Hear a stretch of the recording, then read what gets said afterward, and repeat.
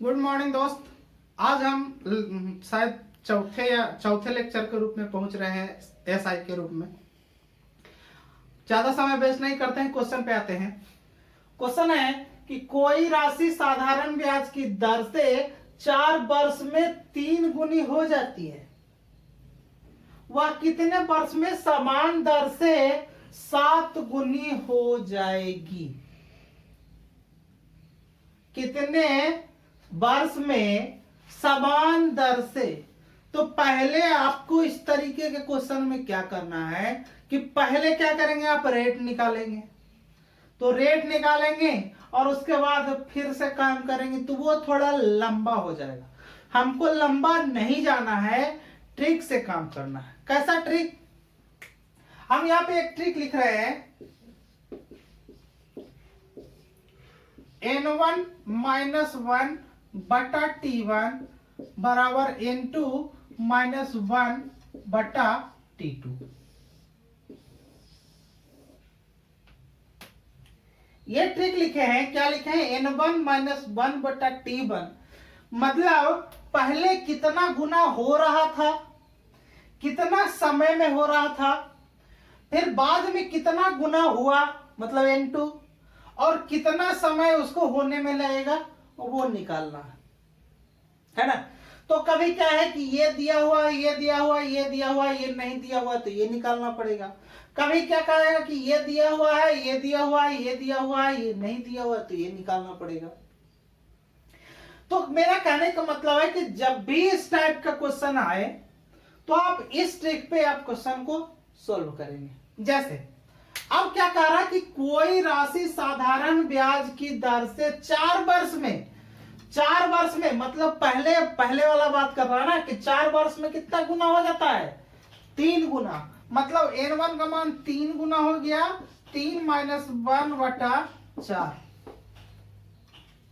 अब कह रहा कि वह कितने वर्ष में, समय का मान पता नहीं है, लेकिन दर से है ना, समान दर से कितना गुना हो जाएगा? 7 गुना हो जाएगा। यानी कि यहाँ 7 गुना हो जाना चाहिए, 7 माइनस 1, और कितना समय में ये हमको पता नहीं है।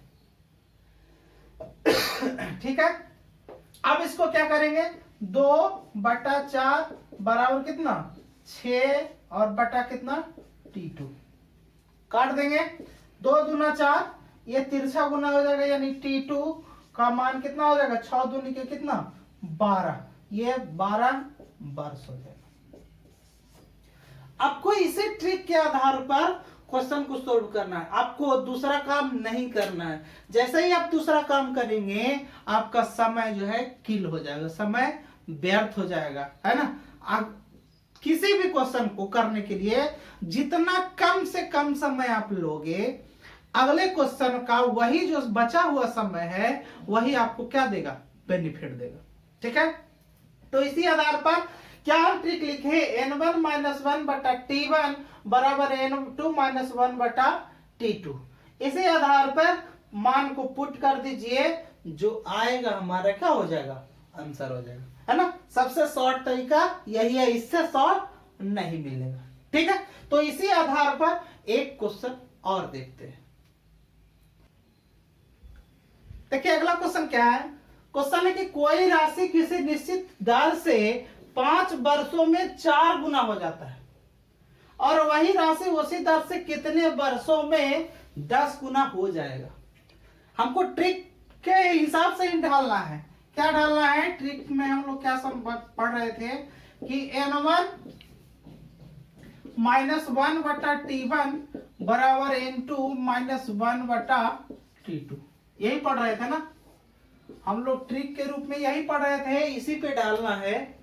अब देखिए पहले कितना कहा कि पहले 5 वर्षों में 4 गुना, पहले 5 वर्षों में ना, तो यहां देखिए 4 गुना हो रहा है, 4 माइनस 1 बटा 5 बराबर। फिर कह रहा है कि वही राशि चेंज नहीं कर रहा है, राशि वही है, उसी दर से कितने वर्षों में 10 गुना हो जाएगा। अब हमको कह रहा है कि 10 गुना करना है, 10 माइनस 1, और कितना समय चाहिए वो हमको नहीं पता है, लेकिन 10 गुना होना चाहिए। है ना। अब यह 4 में से गया तो कितना 3/5 बराबर यहाँ कितना हो जाएगा 9 और बटा T2।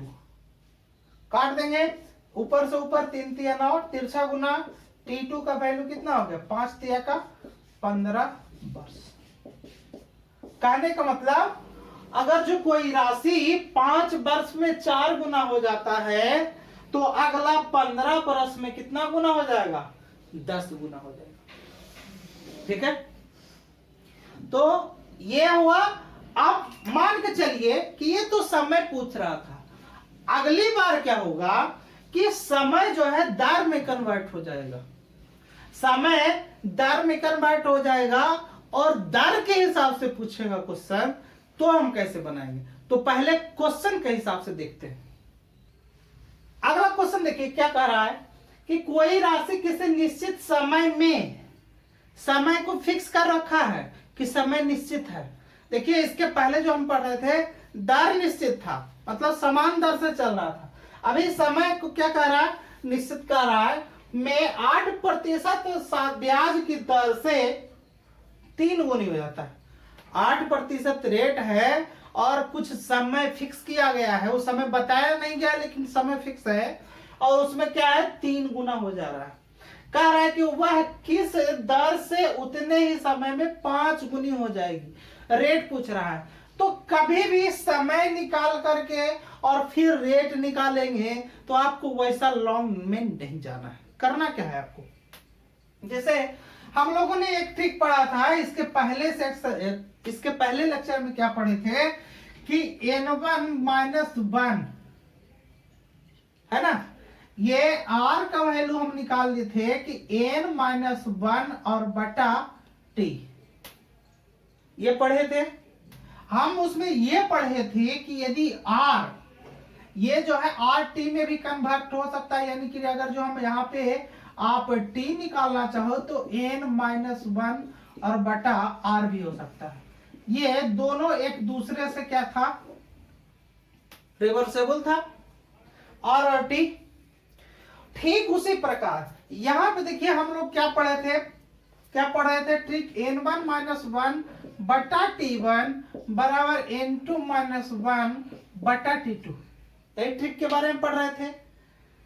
लेकिन यहां पे देखिए पिछले जो ये ट्रिक पढ़ रहे थे तो उसमें जो है दर क्या था कांस्टेंट था। तो जब दर कांस्टेंट था तो समय को यहां लिख रहे थे।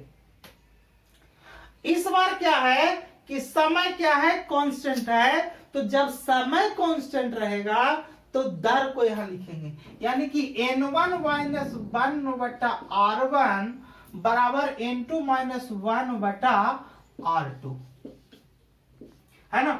और यही ट्रिक के अनुसार ढाल देंगे। अब यहां देखिए n1 मतलब पहला 8% जब रेट था तो कितना गुना हुआ 3 गुना, मतलब 3 - 1 बटा r1 का वैल्यू कितना 8 बराबर।